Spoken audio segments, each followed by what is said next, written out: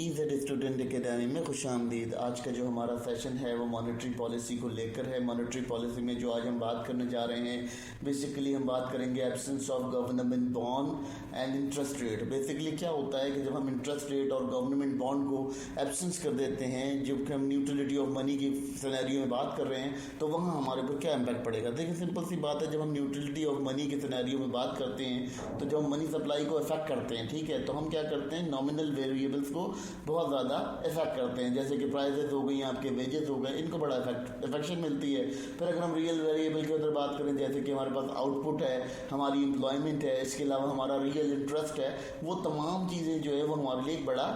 अहम किरदार अदा करती हैं। अगर हम यहाँ बात करते हैं कि अगर हम वहाँ गॉफ्ट सिक्योरिटी या गॉफ्ट बॉन्ड्स गायब कर देते हैं, ये इकनॉमी के अंदर उसको नहीं रखते,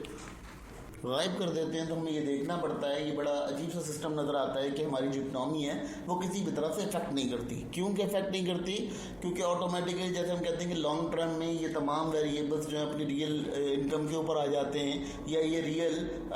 एक्सपेक्टेशंस के ऊपर आ जाते हैं, जो हमने एक्सपेक्टेशंस के ऊपर बात की लास्ट टाइम। तो इसी तरह से यहाँ भी हम कह सकते हैं कि मनी जो है अपना रोल न्यूट्रल प्ले करती है और मार्केट के अंदर वो न्यूट्रल रहती है। तो ये देखिए बेसिकली क्लासिकल कंसेप्ट है, इसीलिए इसको यहाँ डिस्कस किया जा रहा है, डिबेट भी की जा रही है, क्योंकि क्लासिकल थ्योरी से ही हमारा जो करंट एरा है वो डिस्क्राइब होगा, और ये करंट डिस्कशंस हमारी जो है वो कंडीशन क्लियर करेंगे और पता चलेगा कि कैसे हम अपने जो है क्लासिकल एरा से न्यू एरा के अंदर शिफ्ट हो सकते हैं। अब हम यहाँ डिस्कशन ये करते हैं कि जनाब आपका जैसे इंटरेस्ट रेट है, ठीक है, इंटरेस्ट रेट के अंदर जो हम डिटर्मिनेशन करेंगे तो कैसे करेंगे जब गवर्नमेंट बॉन्ड नहीं होगा, ठीक है, जब गवर्नमेंट बॉन्ड का कोई ताल्लुक नहीं होगा। सबसे पहली बात करते हैं कि जो बहुत कम इकनॉमीज ऐसी होती हैं जहाँ इस तरह का पॉलिसी लगती है, लेकिन बाद दफ़ा ऐसा होता है कि ज़्यादातर इकनॉमीज जो है वो डील करती हैं गवर्नमेंट बॉन्ड के ऊपर, वो एक सेफ इन्वेस्टमेंट होती है, वहाँ पर जो अपना क्या नाम है इन्वेस्टर्स होते हैं वो बहुत ज़्यादा सेफ समझते हैं कि गवर्नमेंट की जो इन्वेस्टमेंट सिचुएशन है वो बहुत ज़्यादा इम्पॉर्टेंट है। फिर उससे क्या होता है, उससे जो हासिल वसूल होता है बहुत ज़्यादा होता है। इसके अलावा जो है वो तमाम चीज़ों को वहाँ पर मज़ीद आज़ादी दी जाती है, और मज़ीद आज़ादी देने के बाद हम देखते हैं वहाँ का कर्व, यानी इकोनॉमिकल कर्व देखते हैं तो बहुत ज़्यादा प्रॉफिट में जा रहा होता है, बहुत ज़्यादा बेनिफिट हो रहा होता है, ठीक है। अगर हम बात करते हैं ये एक रिस्क फ्री एसेट होता है, तो गवर्नमेंट का एतमाद, मतलब उस पर आवाम का भी बड़ा एतमाद होता है, और आवाम जो उसके ऊपर बहुत ज़्यादा काम कर रही होती है। तो यही चीज़ें जो है ये आपका बड़ा काम करती हैं आपका इंटरेस्ट रेट की डिटर्मिनेशन के अंदर, किस में रिटर्न कितना आ रहा है। अच्छा, अगर हम बात करते हैं यहाँ पर गवर्नमेंट बॉन्ड्स की, तो गवर्नमेंट बॉन्ड्स क्या करते हैं कि ये लाजमी है, यकीनन है कि जब आप गवर्नमेंट बॉन्ड को रखेंगे तभी आप जो है वो इसको फाइनेंशियली मालूम कर सकेंगे कि आपका इंटरेस्ट रेट क्या चल रहा है। मगर अगर हम यहाँ बात करते हैं कि अगर गवर्नमेंट बॉन्ड नहीं होंगे तो उस सूरत में क्या होगा कि हमें मज़ीद इकोनॉमिकल फैक्टर्स को देखना पड़ेगा, जहाँ पर हम ये देखेंगे कि फाइनेंशियल इंस्ट्रूमेंट्स कैसे काम कर रहे हैं। जो फाइनेंशियल इंस्ट्रूमेंट में जैसे बैंक डिपॉजिट्स हैं या प्राइवेट लोन्स हैं या तमाम अल्टरनेटिव्स जो हैं वो किस तरह से काम कर रहे हैं उनकी वही जो। फिर उसके बाद क्या होता है कि कुछ ऐसी चीज़ें होती हैं जो स्कीम्स होती हैं, लोकल स्कीम्स होती हैं, उनको व्हीकल्स यहाँ डिटरमाइन कर रहे हैं। तो फिर इस तरह से इन्वेस्टमेंट व्हीकल्स होती हैं, जैसे कोई प्लाट्स आ गए, कोई घर आ गए, कोई और सेक्टर्स आ गए जहाँ इन्वेस्टमेंट हो रही होती है, तो वो तमाम सेक्टर्स को हमें देखना पड़ता है जब हमारे पास गॉफ्ट सिक्योरिटी बॉन्ड नहीं होती। तो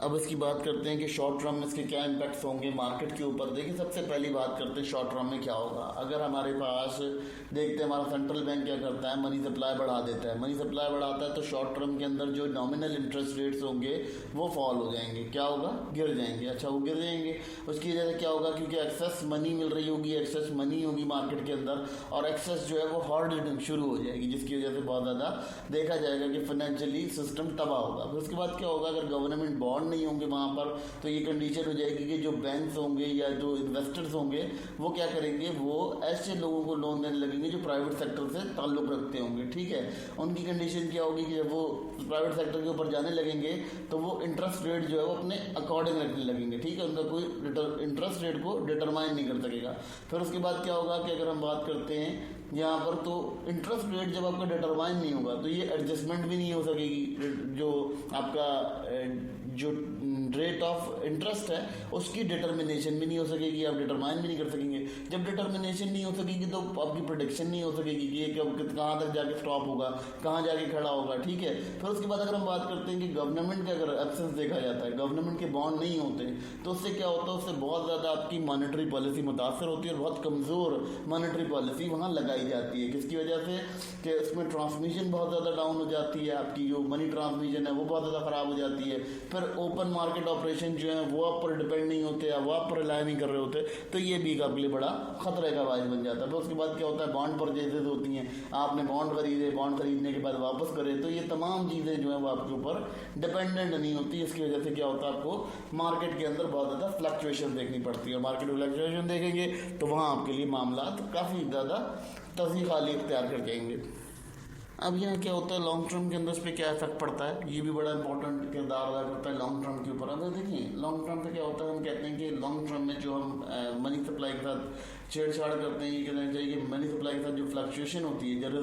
रेजिलेंसी आती है, वो रेजिलेंसी ऑटोमेटिकली तब्दील होती रहती है टाइम के साथ साथ। अब उसमें क्या होता है, उसमें इंटरेस्ट रेट जो है वो राइज हो जाता है कुछ टाइम के लिए, ठीक है, लेकिन कुछ अर्से बाद वो क्या करता है, वो प्राइस लेवल को हाई कर देता है। प्राइस लेवल हाई होती है, अगर यहाँ गवर्नमेंट बॉन्ड नहीं मौजूद होंगे तो फिर क्या मसला आएगा इकनॉमी को, कि यहाँ पर इकनॉमी जो है वो अपना कोई अल्टरनेटिव डेवलप कर लेगी, कोई अल्टरनेटिव मैकेनिज्म बना लेगी। अच्छा, उस अल्टरनेटिव मैकेनिज्म से क्या होगा कि वो अब वो जो है वो इंटरेस्ट रेट को एडजस्ट करेगा, या वो मैकेनिज्म जो क्रिएट हो जाएगा मार्केट के अंदर, वो मैकेनिज्म मार्केट को एडजस्ट करने की कोशिश करेगा, जिसकी वजह से क्या होगा कि ऑटोमेटिकली गवर्नमेंट को कुछ पता ही नहीं चलेगा, या गवर्नमेंट की पॉलिसी मेक करते होंगे उनको ये तमाम चीज़ें पता नहीं चलेंगी, और उसके अंदर क्या होगा कि वो उसके अंदर कॉर्पोरेट बॉन्ड्स को ऐड कर देगा। इक्विटी मार्केट, जैसे मार्केट में भी कोई अजीब सी पॉलिसीज बन जाएंगी, मार्केट में भी अजीब किस्म की स्कीमें आ जाएंगी, जिसकी वजह से देखा जाएगा कि वहाँ पर एक लॉन्ग टर्म में भी बहुत ज़्यादा तजाद रहेगा। गवर्नमेंट सिक्योरिटी बॉन्ड नहीं होते या गवर्नमेंट बॉन्ड नहीं होते। अगर हम यहाँ बात करते हैं फिशर की, तो फिशर भी यही कहता है कि जी एक लॉन्ग टर्म की अगर कंडीशन देखी जाती है तो वहाँ इंटरेस्ट रेट जो है वो एक अजीब सिचुएशन अख्तियार कर लेंगे, यानी जो एक्सपेक्टेशन इन्फ्लेशन की जो एक्सपेक्टेड रेट्स है उनसे जो है रियल रेट्स आपके जो है वो कभी कभार फ्लक्चुएट होते रहेंगे, वो प्रॉपर नहीं हो पाएंगे। यानी आपका क्या होगा कि लॉन्ग टर्म के अंदर ये बहुत ज़्यादा इफेक्ट करेगा आपके रियल रेट और नॉमिनल रेट्स को, और नॉमिनल रेट के साथ ये एक और चीज़ भी एक्सेप्ट वो करेगा कि आपकी जो इन्फ्लेशन होगी उसको भी लॉन्ग टर्म में बढ़ाने का जरिया बनेगा। लेकिन अगर रियल रेट्स रिटर्न्स की बात की जाए तो रियल रिटर्न्स जो है वो इनके इक्वलेंट रहेंगे, वो एक स्मूथ वे में चलते रहेंगे, जिसकी वजह से क्या होगा कि अगर देखा जाता है तो मनी यहाँ ये चीज़ होकर आती है कि लॉन्ग टर्म के अंदर ये एक न्यूट्रल एलिमेंट है और एक न्यूट्रल सिस्टम है जिसको यहाँ डील किया जाता है, जिसकी डिस्कशन यहाँ की जा रही है। अब इसके जो इफेक्ट्स हैं वो क्या पड़ते हैं इकोनॉमी के ऊपर। सबसे पहले तो देख रहे हैं जी मॉनेटरी पॉलिसी आपकी बहुत ज़्यादा वीक बनेगी क्योंकि उसके अंदर ट्रांसमिशन नहीं होगा। फिर उसके बाद क्या होगा कि आपके सेंट्रल बैंक के पास बहुत कम टूल्स रह जाते हैं जिनसे वो आपकी इकोनॉमी को बैलेंस कर पाएगा, ठीक है। और उसके बाद क्या होगा कि अगर वो कोई इकोनॉमिक पॉलिसी बना भी लेता है तो बहुत ज़्यादा वीकर बनेगी, बहुत ज़्यादा कमज़ोर बनेगी अगर आपके पास गवर्नमेंट सिक्योरिटी बॉन्ड नहीं होंगे, ठीक है।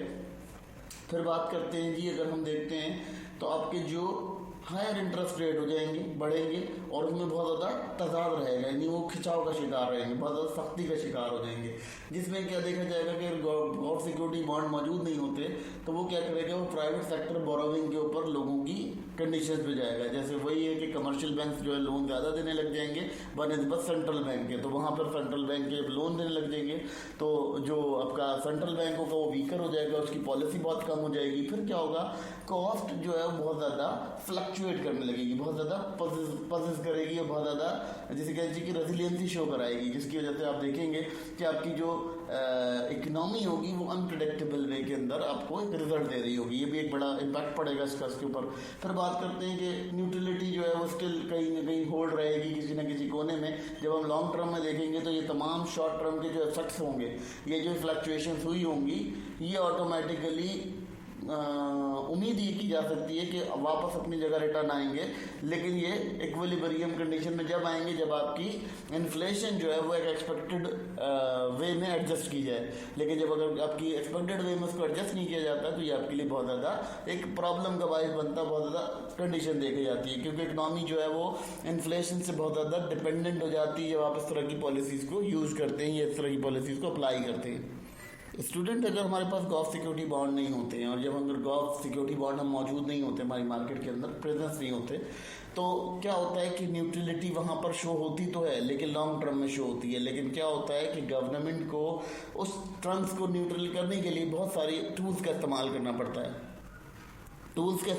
पड़ता है, क्योंकि उन टूल्स के अकॉर्डिंग ही वो मिला के अपने आप को यूटिलाइज करते हैं और यूज करते हैं। ये तमाम चीज़ें उनके लिए बड़े इंपॉर्टेंट किरदार अदा करती हैं। ये तमाम जो एलिमेंट्स होते हैं या इकनॉमिक एजेंट्स होते हैं, इन तमाम इकनॉमिक एजेंट्स को हम जब स्टडी करते हैं और इनको बहुत ज़्यादा क्लियर फॉर्म में देखा जाता है तो ये तमाम अपना एक अहम किरदार अदा करते हैं। तो बीइंग ए पॉलिसी मेकर आपको ये तमाम एलिमेंट्स समझना बहुत ज़रूरी है, क्योंकि जब हम देखते हैं किसी इकनॉमी के अंदर जो है गवर्नमेंट बॉन्ड नहीं होंगे तो उसके रिटर्न्स खत्म हो जाएंगे। रिटर्न्स खत्म होंगे तो मनी की जो न्यूट्रलिटी है लॉन्ग टर्म में वो तो हो तो जाएगी न्यूट्रल, लेकिन क्या होगा कि वो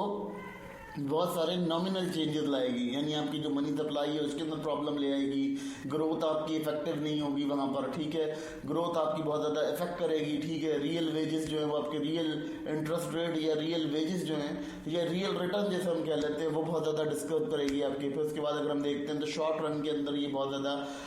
देखा जाता है कि जब शॉर्ट रन में ऐसा होता है तो वहाँ पर बहुत सारी ऐसी चीज़ों को देखा जाता है कि उनमें खलल पैदा होता है और वो इंटरेस्ट रेट के अलावा मैकेनिज्म के खिलाफ चल रही होती हैं। तो ये बहुत ज़्यादा इफेक्ट करती है और मॉनेटरी पॉलिसी जो है बहुत ज़्यादा इफेक्टिवनेस से डील करती है।